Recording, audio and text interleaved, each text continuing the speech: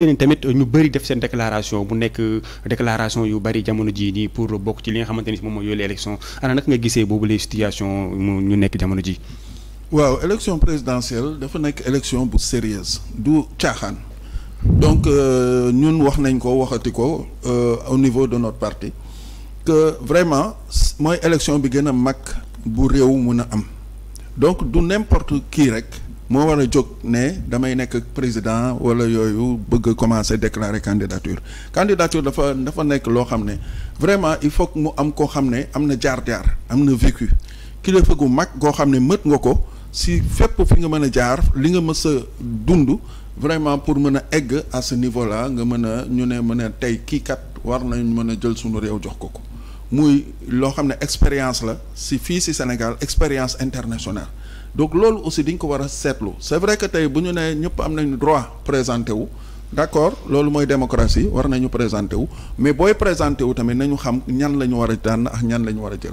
donc ñun nag di ñu am un candidat boo xam ne Sénégal jot na ñu seetlu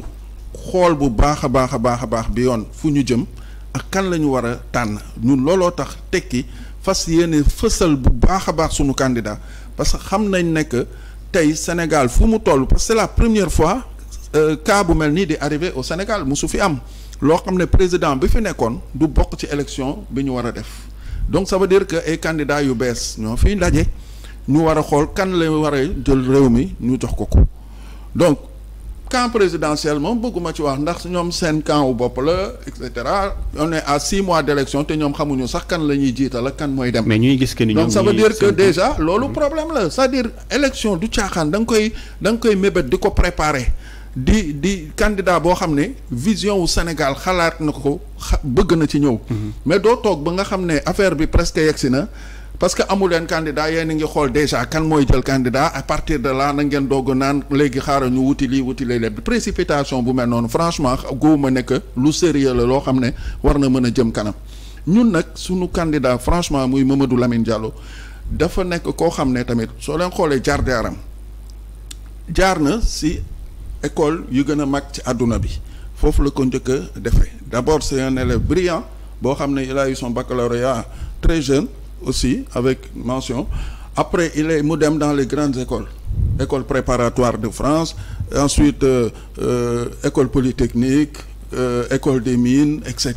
ingénieur la docteur la donc vraiment il a sur le plan académique amul lenn lu ñu koy wax pour man je le dis souvent et je le dis toujours d'ailleurs que si candidat yu ma fi gis yëpp moo ci ëpp bagage académique si yu ma fi gis au Sénégal maintenant à côté de ça aussi yemul ci loolu rek il a beaucoup d'expérience aujourd'hui tey sur le plan africain par exemple moom il a été directeur de cabinet de Alpha Oumar Konaré au niveau de l'Union africaine donc ça veut dire que lépp lu ñu doon dogal ci biir Afrique moom dugal na ci loxoom taxaw na ci assister na ci lu bari ci loolu au Sénégal fii tamit il a eu un gros parcours avec les régimes de Diouf de Wade et de ba léegi nekk na Banque mondiale il a travaillé loolu sur les politiques monétaires ak yooyu yëpp bi ñuy dévaluer franc CFA en 94 loolu ko indi au Sénégal aussi pour mu jàppale gouvernement yi pour mettre en place ces effets de la dévaluation jàppale la politique boobu avec Habib Thiam ñoom sa plan Sakho Loum et cetera donc il a vraiment une expérience locale comme internationale bu taxaw boo xam ne am na et aujourd'hui yéen a ngi ko gis tous les jours député la Assemblée nationale lépp lu jëmal réew mi njëriñ si la nekk waaw mi ngi assemblée depuis boobu ba léegi mi ngi ci biir assemblée nationale effectivement et mi ngi vraiment développer ay thèmes yu très importants saa yu fa jëlee parole ñëpp déglu ko parce que xam na ne que lu jëmale réew mi kan njëriñ la jëm malheureusement nag Sénégal du ñu déglu genre nit ñooñu lu ñu soxla mooy koo xam ne da ngay def folklore da ngay woote di reetaanloo nit ñi wala di def ay yeneen i affaires yoo xam ne mooy tax nit ñi ne voilà kii mooy waaje et cetera mais lii c'est du sérieux nañu bàyyi caaxaan bi te xam ne ñi ngi jëm ci loo xam ne dafa am solo surtout que Sénégal mi ngi am benn tournant la jëm parce que fin 2023 dem 2024 en fait sunu pétrole bi sunu gaz bi yooyu yëpp dañ koy commencer exploiter ça veut dire que dañuy jàll ci beneen cap et loolu aussi il faut que ñu dem fa ak ay dirigeants yu baax ay dirigeants yu sérieux on a une population jeune boo xam ne dafa laaj ñu leen encadrer te ñu leen encadrer ay kilifa yu baax la ñu war a doon voilà. Merci beaucoup am na solo son bu gis nañ déclaration de candidature yi mu bàyyi trop jamono ji à 6 mois de l'élection présidentielle ana yan kàddu nga yëkkati ci loolu. alors liy waral déclaration de candidature de trop. yu bëri mun ma ne ça de trop d'ailleurs je rectifie là-bas mais c'est le fait que le milieu politique bi la balle est dans le camp de tout le monde. Le jeu est ouvert lan moo tax le jeu est ouvert une première dans l'histoire politique du Sénégal le président sortant ne sera pas candidat léegi nag d'abord guerre de succession lay am au sein de son parti d'abord d'ailleurs ñoom commencé nañ les candidats les plus en vue le président pour ne pas encore dévoiler certains secrets a commencé à recevoir d'autres candidatures te ñu ma recevoir yëpp lu mu leen di wax dafa leer ku bëgg a nekk candidat jamono ji da ngay démissionner de mon gouvernement nga dem wuti ji nga dem préparer wu sa bopp auprès du public parce que ña xamante ni ñoom ñoo nekk en vue ñoom dañoo ne ku nekk boo jëlee Amadou Ba sa popularité ça reste aux Parcelles Assainies à Dakar boo jëlee ki nga xamante ni moom moo di Abdoulaye Daouda Diallo sa popularité s'arrête au niveau de son Fouta boo jëlee ki nga xamante ni moom moo di Félix Abdoulaye Antoine Diome sa popularité s'arrête au niveau de son Khombol donc boo xoolee à part ñoom statut bu ñu am en tant que ministre seen popularité bi taxul amul envergure nationale donc loolu tax na ñoom kat yooyu yëpp ñu ma lim nii ñoom ñëpp fësal nañu seen i candidature auprès du président de la République mais la déclaration est la même ku bëgg a nekk candidat da ngay démissionner de mon gouvernement nga dem préparer ji loo xamante ni moom moo di sa candidature waaye nag foofu encore damay prédire loo xamante ni gis bon selon mon analyse le président de la République Macky Sall est imprévisible ba léegi doonte candidature yi bëri ñu ngi déclaré au niveau de son camp mais le schéma établi lu ma établi woon jour bu mu annoncé woon ni du nekk président ce schéma reste visible pour le moment au-delà de Amadou Ba Abdoulaye Daouda Diallo kii di Abdoulaye Diouf Sarr Aly Ngouille Ndiaye il y a ses alliés mooy le Rewmi de Idrissa Seck et le PDS de Karim Wade avec maître Abdoulaye Wade alors jamono ji si Benno Bokk Yaakaar mënuñoo am si seen biir mënuñu fa tànn benn candidat xamal ni dina nekk seen allié soit Idrissa Seck la wala Karim Wade mais le plus probable à l'heure actuelle c'est Karim Wade lan moo tax Karim Wade la boo xoolee depuis ouverture de la 14e législature boo xoolee les schémas qui se passent au sein de l'Assemblée nationale di nga comprendre aisément que kii di le parti Benno Bokk Yaakaar la coalition Benno Bokk Yaakaar ak le parti PDS réeroo ñu daara ci loo xamante ne loolu la ñu nekk di fonctionner ba Aminata Touré bu mu génne Assemblée nationale bu ñu koy daal di voté ñaar ñoo may majorité ki nga xamante ne moom moo di Benno Bokk Yaakaar c'est le PDS alors PDS boobu noonu tey ils se sentent très bien placés pour nekk loo xamante ne moom moo di la succession au niveau du palais présidentiel pour remplacer Macky Sall donc loolu schéma boo xamante ne Abdoulaye Wade waxoon na ko il faut maintenir les libéraux au pouvoir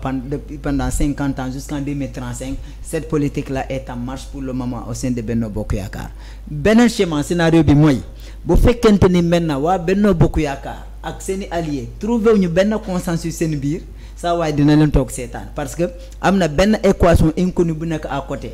ex bu xamante ni moom moo di Ousmane Sonko jamono ji nii di wax ni dina nekk candidat du nekk candidat maintenant bu fekkente ni ñoom le président Macky Sall veut être le maître du jeu naka la mën a nekk maître du jeu bàyyi leen ma tànnal leen seen i candidat boo leen ma bàyyulee boo leen ma déggulee nag dans ce cas nag dinaa obligé bi ñëpp bokk bu boobaa vous serez les grands perdants de cette affaire léegi nag lu foofu moo di moom nañu ko bàyyi mu tànnal leen bu boobaa nag dina mën a écarter ñu mën a écarter mais bu ñu ko déggululee ñoom ñëpp nekk candidat mu bàyyi ñëpp bokk bu boobaa les grands perdants ñoom lay nekk maintenant keneen ki xamante ni ki ñu jàkkaarloon moom moo di membre du parti Tekki parti Tekki seen première élection présidentielle 2007 la woon boobu Mamadou Lamine Diallo mu nga dem comme en tant que candidat indépendant 2007 année boobu mu nga am 0,48% des voix des Sénégalais waaye nag dafa ñëwaat encore dugat loo xamante ni moom moo di Benno Siggil Sénégal Benno Siggil Sénégal à l'époque c'était avec les Moustapha Niasse, les Tanor Dieng, les Dansokho ainsi de suite léegi nag ñoom ñoo ñëw demaat élection législative de 2009 élection législative de 2009 boobu si la kii di Pape Diop perte la mairie la ville de Dakar ki mu ñu ki gagné kii di Khalifa Sall installé wu léegi tekki yaakaar ma ni ñoom amoon nañ année boobu noonu amuñu loo xamante ni moom moo di élus locaux waaye nag depuis 2009 boobu ba léegi kii di Mamadou Lamine Diallo mu ngi assemblée nationale comme lu mu ko waxee ñun ñii ñu ngi commencé identifier Mamadou Lamine Diallo au niveau de l' assemblée nationale en 2014 ba muy wax si loo xamante ni moom moo di les difficultés de l' élevage ba muy wax sur la problématique de la croissance ba muy wax sur le taux de chômage ainsi de suite si lañ ko commencé ràññee foo xamante ni moom moo di assemblée nationale waaye nag comme lu mu ko doon wax rek Mamadou Lamine Diallo nekk na candidat boo xamante ni je ne vais pas assurer sa communication nekk na candidat boo xamante ni il ne fait pas trop de bruit saa bu taxawee si pupitre bi au niveau de l' assemblée nationale question yi muy apporter il faut yow journaliste si boppam yow boo nekkee bu fekk da ngay couvrir il faut nga suivre très bien loo xamante ne lu muy wax sinon doo si mën a génne par rapport à pour le traitement de son information parce que lui il est trop dans l'économie il est très bien dans l'économie et il n'est pas dans les polémiques c'est rare nga koy dégg muy wax ay débat yoo xamante ni ça touche au niveau de la politique il est trop sur le débat politique le débat économique maintenant moom ak envergure bu mu am parce que de 94 ba ma juumalee ba 2001 mu ngi woon primature en tant que conseil technique moom il xam na état mais léegi nag xam na état ak base bu mu am ci état bi est-ce que loolu sénégalais yi le fait qu'il est trop sérieux dans son coin est-ce que moom dina mën a amaat dara ci 2024 bi wala ce sont ces militants yoo xamante ni c'est eux ñoom ñoo deful le terrain parce que bu fekkante ni ñoom da ngay déclarer sa candidature nga ne Dakar ngeen nekk mun ñoo yaakaar loo xamante ni lu ñuy wax ci ñoom Amadou Ba loolu mooy mujj valable ci yow parce que bu fekkante élection présidentielle peut pas le gagner à Dakar pour nga mën koo gagner il faut nga def le territoire national national loolu boobu nag moom moo souvent la difficulté principale ñoo xamante ni moom moo di les acteurs politiques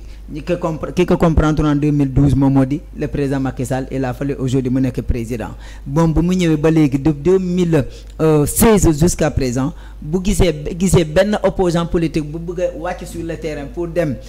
nekk en visite de courtoisie auprès de la population ñu teggal la benn piège boo xamante ni dañ si daal di tombé wala ñu ngay souvent confronté avec les forces de l'ordre sur le terrain loolu tax na ñoom opposants politiques yi amuñu liberté totale pour mën a dem nekk auprès des populations boo si jëlee exemple moom moo di le nemmeeku tour de Ousmane Sonko le type s'attaque de kii di Bougane Gueye Dany souvent ñoom ñëpp bu ñu génnee sur le terrain dañuy daal di rencontrer ay difficultés même Aïda Mbodj récemment bu muy dem si nemmeeku sa askan defe naa boobu la lancé woon mu jën a am jafe-jafe au niveau de Kédougou ba même c'est le roi du Sud tamit amoon nañu fa ay jafe-jafe donc moom souvent li xamante ni stratégie bu mu utiliser ba nekk président di koy daan akaat ñu loo xamante ne c'est ses opposants politiques maintenant moom waaw moom ñoom je pense que laal ngeen des points très important yoo xam ne il faut que dafa laaj leeral ak importance si lu nga wax nee nga Mamadou Lamine Diallo boo xoolee à partir de 2014 la ko nit ñi gën a commencé sax xalaat par rapport ak ay sujets yu important loolu moom kenn mënu ko weddi c'est-à-dire que moom lépp lu muy wax lu amal njëriñ réew mi la lu amal njëriñ Sénégal la donc comme tu dis aussi moom mi ngi si économie ak yooyu lay gën a wax que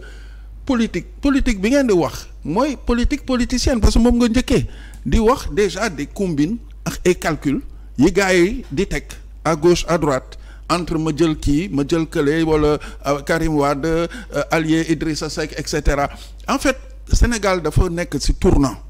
franchement loolu laa doon wax depuis le début les Sénégalais la ñuy waxal waa tekki nañu moytu nekk ci jeu yu caaxaan yooyu nga xam ne tey dañuy ñëw am ay candidats yoo xam ne ay combine la ñuy def ci seen kaw pour wut kenn ku ñuy ñëw teg naan kii moo koy jiite ñu def entre bu ñu d'accordé fii wala d'accordu ñu fii di def ay alliance ak yooyu ñun tekki nekkuñu ci yooyu looloo indi wax bi fu mu nekk nii donc ñun lu ñu soxla mooy ñu jël un kilifa responsable boo xam ne avenir u Sénégal moo ko ñor loolu la bëgg naka la ñuy avancer suñu dëkk Sénégal est sur une voie voie boobu ñu ngi gis nañu ay mine gis nañu pétrole gis nañu gaz ñu ngi koy exploiter si Sénégal bay leen cap la jëm à partir de 2024 donc loolu fu mu nekk ni nañu gis loolu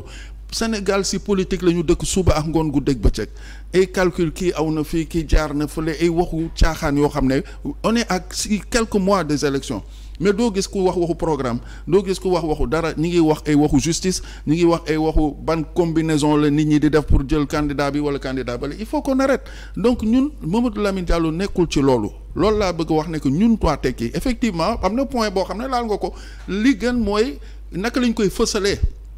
te loolu rassurez-vous c'est-à-dire à partir de maintenant beaucoup de gens vont commencer à voir ñun suñu génn waa Tekki dinañu commencer ñun ñu gën a génn ci terrain bi loolu moom foog mu am parce que ñun ñu ngi liggéey ci suuf am na yu bare ñu ngi ko doon def di xool naka la ñu mën a jëmale suñu réew kanam mais c'est vrai que Sénégal tey boo fi nekkee li nga war a def aussi mooy fexe nga fësal loolu dem ci nit ñi wax leen ko ñu ngi koy def xëy na nu ñu koy defee moo yeggagul si yenn contrées yi ñu ngi fay dem de temps en temps ñu ngi génn ñu ngi dem ci régions yi aussi di ko wax parce que moom aussi xam na bu baax Sénégal dugg na ci région yu bare seetlu na nit ñi gis na conditions yi nit ñi dund donc loolu yëpp xam nañ ko mais il faut que ñu jéem a gën a dem ci population bi ñun wax parce que ñun suñu problème mooy nañu cibler population bi wax ak ñoom xam leen nekk nag fi ñu jëm vraiment lu sérieux la te nañu wut candidat bi xool leen bu baax a baax ba xool kan lañ ciy teg ak kan la ñuy jël te man gëm naa nekk gis xool naa candidat yu bare yaa ñi ngi déclarer chaque jour ay candidature yu bees mais gisu candidat yu ma gis yëpp bu dee dañu bëgg Sénégal avancer nañ jël Mamadou Lamine Diallo man loolu laa ci gis te ñun dinañ def tout pour fësal ko loolu moom bu leen yeboo ngeen préparé wu si incha allah mois de juillet la ñu nekk balaa mois d'août di ngeen Tekki dina gën a fësal boppam parce que c'est vrai que li nga ko waxee bokkoon nañu si élection yu bare c'est alliance 2007 effectivement la njëkk a dugg ci politique bi commencé def candidature am boobu indépendante et cetera après maintenant élection yu am yëpp Tekki participer na ci et puis nekk acteur majeur aussi donc coalition yi wax nga Benno Siggil Sénégal récemment les dernières élections yi am yëpp mooy coalition wàllu tout ça yooyu yëpp Tekki nekk fa et nekk fa acteur majeur aussi donc loolu nekkoon na mais léegi nag il est temps aussi moom ñu ne ko jógal nga fësal sa candidature et loolu la ñu mën a def parce que xam nañ ne que am nañu personnalité boo xam ne war na mën a taxawal Sénégal ci kanam donc looloo tax ñun ñu dugg ci te incha allah ñi ngi ci yoon bi d'ici 1-2 mois suñuy programme dina génn et en ce moment terrain bi moom dinañ ko investir comme tout le monde et puis wax ak Sénégalais yi man surtout loolu la bàyyi combinaison politique yi pour ñenn ñi def ko seen combinaison bu leen neexee mais ñun ñu dem directement vers les populations wax leen ñun lan candidat la ñu indi naka la ñu bëggee jëlee Sénégal te bu boobaa incha allah di ngeen gis. loolu la ma question relance bu ma koy lancé parce que ñoom. ci élection législative bi di weesu. mouvement parti Tekki dafa bunjee allié ak loo xamante moom moo di wàllu Sénégal. wàllu Sénégal mujj def intercoalition avec Yewwi Askan Wi waaye nag bu ñu gisee ay contribution ki di Mamadou Lamine Diallo moom souvent il s'intéresse à l'économie maintenant ces questions là souvent c'est contre la politique économique du président de la République jamono ji bu ñu xoolee finalement ñu muy ses alliés mooy PDS parce que moom c'est base PDS la demee te ñu gis ni ñoom il appuie la politique du président de la République est-ce que Tekki amul benn regret par rapport à cet accompagnement à l'issue des élections législatives bi ñu weesu non en fait Tekki comme je dis élection bu nekk ak contexte am ak alliance am donc Tekki ñëw na bokk ci coalition Wallu donc la grande coalition Wallu te coalition bi au début sax boo xoolee bare woon na ñu ci nekkoon mais balaa élection yi di jóg am na ñoo xam ne dañoo mujjee génn ci coalition bi dem ber seen côté et cetera ñoom Pape Diop et tout ça donc loolu moo mën a nekk mais Tekki fidélité la ñuy dawalee ak li nga xam ne gëm-gëm la donc si la ñu ànd ak waa Wallu dem ci biir maintenant bu ñu demee ci biir Mamadou Lamine Diallo il est indépendant aussi parce que tey lu mu bokk ci coalition Wallu am na yoo xam ne ay principe Sénégal moo ko ñor am na yoo xam ne bu ñu demee loo xam ne du intérêt wu réew mi moom du si dugg comme j'ai dit tout à l'heure donc ñi nekk ci leur combinaison politique wala di def ay calcul yoo xam ne peut-être am na yeneen yu ñuy xalaat ci suuf donc moom il n'est injustice boobu mënu ci dugg mënu ko nangu par exemple bi ñuy voter la loi pour jéem a écarter Aminata Touré de l'Assemblée nationale mais il l'a pas voté parce que simplement il trouve que loolu injustice la même si waa PDS voté nañ ko donc ça veut dire que Wallu la nekkal lu mu war a voté war nañ ko voté mais li nga xam ne mooy intérêt réew mi rek moom la tax a jóg comme je l'ai dit ñun loolu luñ tax a jóg et ñu ngi koy xalaat di ko gëm aussi bien di si biir assemblée aussi bien loolu la ñu bëgg tamit jëmale kanam réew mi si kanam incha allah. mu mel yaa ngi ko doon wax sànq candidat déclaration yi bari na Mamadou Lamine Diop bu tekki daal di ci Mamadou Lamine Diallo du moins daal di ci bokk ana lan mooy programme mu tekki à l'issue du ci présidentielle 2024 yu ñu jëm. bon kii bi programme bi léegi mu génn incha allah donc pare nañ ko vraiment et que dinañ ko diffuser ñëpp a gis sunuy programme mais lu ma ci mën a tënk rek mooy ñetti points essentiels d'abord restaurer ay valeurs. parce que Sénégal boo xoolee valeur amatu fi perte nañu valeur yu bare on a une population à 70% de jeunes donc pratiquement Sénégal yëpp ay xale la donc boo leen joxul de certaines valeurs ça veut dire que valeurs yooyu Sénégal avancement am dans le futur ça pose problème d'ici 20 ans di nga gis ay ñoo xam ne dinañu màggaale avec lu ñu gëm mooy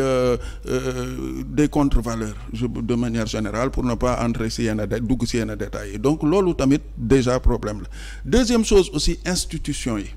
parce que on a vu que temps yi yëpp ba affaire u troisième candidature yeeg yooyu institution yu bare dañ leen contester donc nit ki dañuy jéem a def lu leen neex aussi au niveau justice wala assemblée nationale wala yooyu donc remettre institution yi en place yoo xam ne parce que Sénégal boo xoolee luñ ko africain yi nawee lu ko monde bi nawee lu tax ñu am autant de stabilité c'est que Sénégal aux indépendances mooy le seul pays boo xam ne dañu construire une vraie nation du temps de Senghor yoo xam ne que tey pays yu bare seen difficulté foofu la woon et état yu ñu découpé la woon ñu jox ñu indépendance mais aussitôt instabilité yi on le voyait partout mais Sénégal ngay gis dëkk boo xam ne institution yi c'est très solide et depuis boobu temps lañ ko fi tegoon donc bu ñu demee il faut que ñu garder valeurs yooyu gëm valeurs yooyu teg ay nit ñoo xam ne ñoo koy appliquer parce que tey boo demee assemblée nationale doo nekk député wu président wala doo nekk député wu mas diw wala diw da ngay nekk député du Sénégal nekk des députés yoo xam ne am nañu charisme am na loo xam ne dañ ko gëm te loolu la ñu amoon au début des indépendances et kilifa rek fa nekkoon donc dans ce cas ces gens-là ñoom ñoo fi nekkoon ba Sénégal mën a am stabilité boobu au niveau de l'armée et cetera donc tey yi xew ci Afrique yëpp pratiquement musul xew Sénégal te yàlla bu mu fi xew donc loolu aussi li ko indi mooy sunu institution donc institution yooyu la ñu war a gën a dëgëral taxawal ko et troisième chose maintenant li nga xam ne comme laa waxoon sànq xale yi ñoo fi ëpp ci sunu réew il faut que xale yi am liggéey il faut que jàng bi développe gën a avancer comme sànq li ñu ko waxee ci début émission bi loolu yëpp ce sont des choses yoo xam ne il faut que ñu taxaw ci maintenant naka lañ ci mën a taxawee ay politique la mais ci politique yooyu ñu ko mën a tegee lan la ñu war a mën a teg loo xam ne ay emploi yu dëgër lay doon pour nit ñi mooy industrialisation parce que loolu tekki boo xoolee ñun ci loolu la ñu basé wu defar ay industrie yoo xam ne tey dina mën a absorber emploi dëgg boo xam ne li ñuy tuddee emploi la parce que tey bu ñu nee comme récemment di ñuy jël 1000 jeunes pour ñu dem di inspecter ay boutiques comptabiliser la ne ay emploi la xam nga yooyu du ay emploi yoo xam ne emploi bu am solo la emploi boo xam ne mën na la demal kanam c'est vraiment des genre emploi yooyu kenn mënu ko wax donc il faut un vrai emploi te loolu boo xoolee industrie moo ko mën a def ñun à l'époque Sénégal il y avait des industries yu fi nekkoon et domaine industriel route de Rufisque bi ay industrie rek la woon mais toutes ces industries là petit à petit ñoom ñëpp di ñu mujjee dem bay mujjee daanu et cetera mais ces industries la ñu war a fexe ñu développer wu ñu jógaat parce que ñoom ñoo mën a employer nit ñu bare ba pare nekk dans des zones génne Dakar aussi zone bu nekk ñu xool fan moo mën a indi ay emploi à ce moment là ñu yóbbu ko foofu mën ko fa def donc man ñun loolu yëpp la ñu gëm te yooyu yëpp dina dugg ci programme boo xam ne la ñu fexe xëyu ndaw yi gën a baax éducation bi gën a baax santé bi gën a baax et puis loolu yëpp na nekk ci programme Tekki incha allah. jërëjëf mu mel son bi amul looy wax ci boobule programme ndax yàgg nañ fi gis policiers yi bu ñu ñëwee rek dañuy teg programme yi nga xamante ni si à chaque fois ku ñëw si successif da ngay teg sa programme. alors souvent la difficulté principale de nos politiques mooy. Ils font des promesses. Mais par la suite ces promesses ça passe à côté. boo jëlee le programme de kii xawma yaakaar du président Macky Sall laata benn mu du rejoindre le plan Sénégal émergent lu mu njëkkoon wax moom moo di la priorité à la santé l'éducation waaye nag bu ñu lan la ñu gis maintenant donte kenn mu warul contre loo xamante moom moo di infrastructure mais l'infrastructure doit être accompagnée naka la ñu mën a accompagner infrastructure mooy comme ñoom wax nañ industrialisation mais les pays les plus avancés lan moo leen may sens bu ñu jëlee cas exemple en 2019 Covid ba mu duggee fale Chine ba ñen di naan ba le président américain d'alors Donald Trump di naan le virus chinois parce que pour moom chinois ñoom ñoo tey inventé ce virus là pour ñu mën a récupérer waat loo xamante moom moo di seen économie parce que Covid 19 ba mu ñëwee Chine boo gisee entreprise yoo xamante ni les grandes entreprises yoo xamante ni américains ñoom ñoo leen di yor dañoo leen tëj bu ñu leen tëjee par la suite lan moo ci xew les Chinois ont commencé maintenant à acheter maintenant la part de ces entreprises pour ñu nationaliser leen donc loolu moo tax Donald Trump doon na leen qualifier le virus chinois mosu koo gëm. Parce que il y a une stratégie derrière pour encore imposer la stratégie, la puissance économique de la Chine. Maintenant, nous, notre pays, qu'est-ce que nous faisons? Là, nous devons exactement par rapport à la politique économique. Nous avons des prêts. Nous avons des prêts. Nous avons fait ces routes-là. L'autre, nous avons des routes, nous avons des routes, mais nous avons des routes. Quelle est la balle khalis? Entreprise nga kay jox. Te boko fay ci mom moy fay ci banque am ngay jël encore khalis bi. Donc tout retourne. Tu as le produit fini. C'est vrai, tu as le produit fini, mais la main-d'œuvre, tu as une infime partie de la main-d'œuvre et la richesse aussi, ça tourne vers le pays qui t'a donné de l'argent. Maintenant, ces infrastructures-là sont importantes, mais là, il y aura encore pour que le Sénégal puisse asseoir une base économique pour maintenir c'est solide. Moi, dit industrialiser le pays. Cette industrialisation, vous faites que nous avons créé une usine de transformation des fruits locaux, par exemple, à Ziguinchor. Mais la matière première, c'est la population locale. Comment faut que vous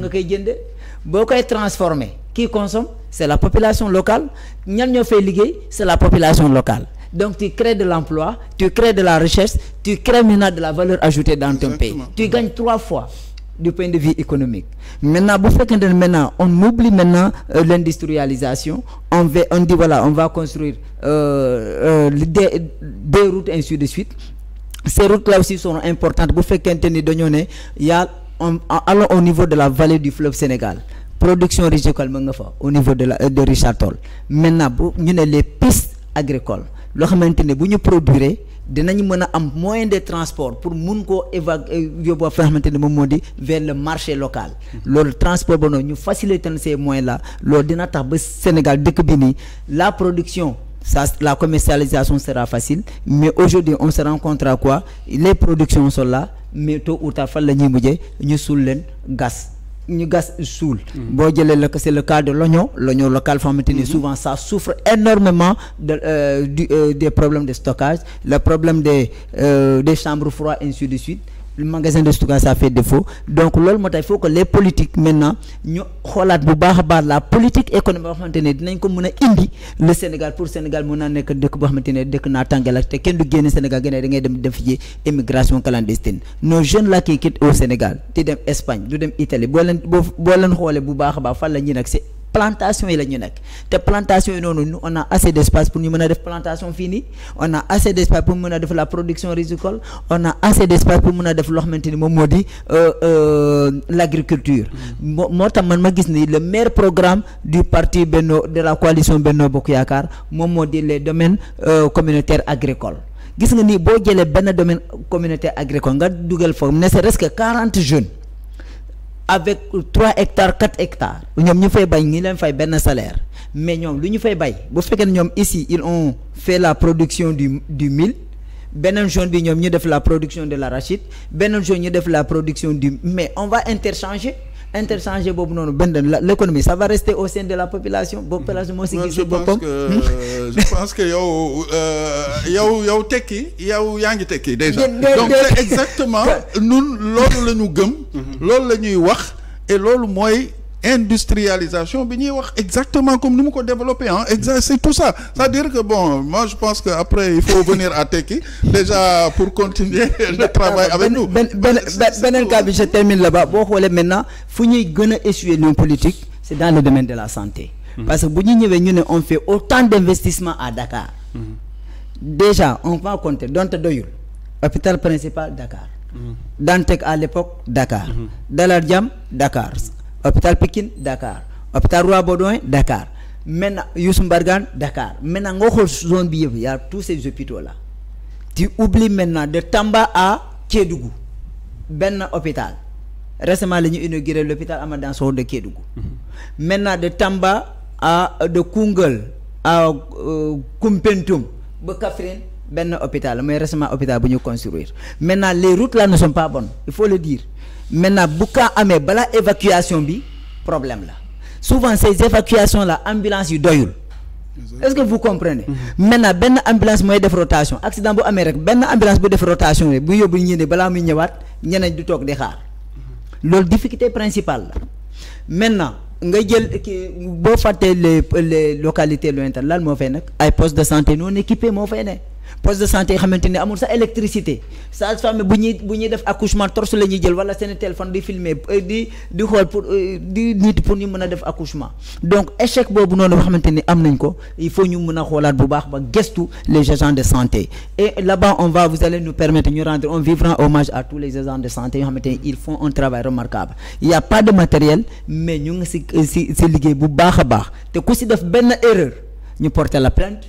yi tuppee les pots cassés sans que état xalaat loo xamante ni moom moo di son accompagnement boo xamante ni moom la war a def incendie bu am hôpital Ma Abdou de Tivaouane récemment ñan la ñu tëj sage-femme bi infirmier bi maintenancier bi est-ce que maintenancier est assez outillé pour mun a éviter maintenant ce court-circuit électrique maintenant sage-femme bi lan lay mën ce court-circuit électrique lan la ci mën maintenant nag en cas de pépin c'est eux qui paient les pots cassés donc état bi dafa war a xoolaat bu baax a baax lii di politique éducation ñu def ci benn moyen tous les moyens nécessaires pour que Sénégal mën a nekk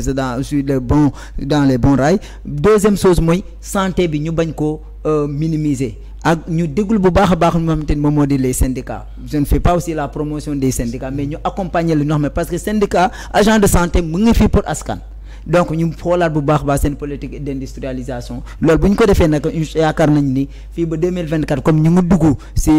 année de production du pétrole et de gaz loolu Sénégal mën a dina gis bu baax a baax boppam ci économie parmi les autres pays. Juste rajouter par rapport à li mu wax nii parce que lii mooy sunu programme de waa Tekki industrialisation ça c'est fondamental c'est-à-dire que loolu la ñuy wax Mamadou Lamine Diallo boo leen dégloo yi ñu ko invité yépp sunu candidat loolu rek lay dund dëkk di wax donc affaire boobu lan la mooy comme ni mu ko waxee sànq donc jël na agriculture bi la zone Ziguinchor et cetera boo xoolee keroog rek récemment à Paris mi ngi koy wax devant le club de la presse sénégalaise bi nekk foofu mi ngi jël benn le même cas de figure infrastructure bu nee da nga koy def dafay fekk mu jëriñ industrie bi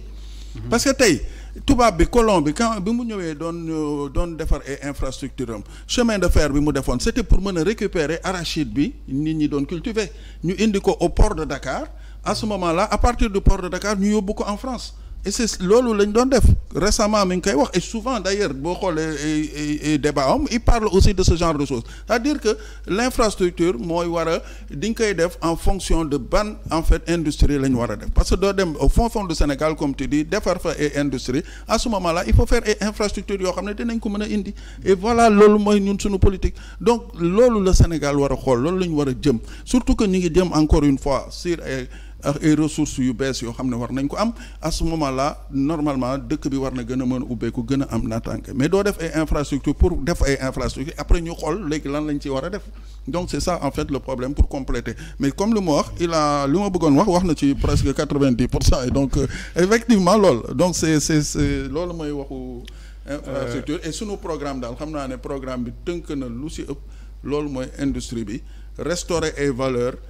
defar suñu institution ñett yooyu moom c'est important. Merci beaucoup dañuy daal di tëj lekk partie bu noonu. parce que ñoom xëy na ñu def seen investiture. waaw kay loolu tamit parce que investiture yaa ngi tàmbale waaw investiture yi ñi ngi tàmbale pour l'instant on avait fait déclaration.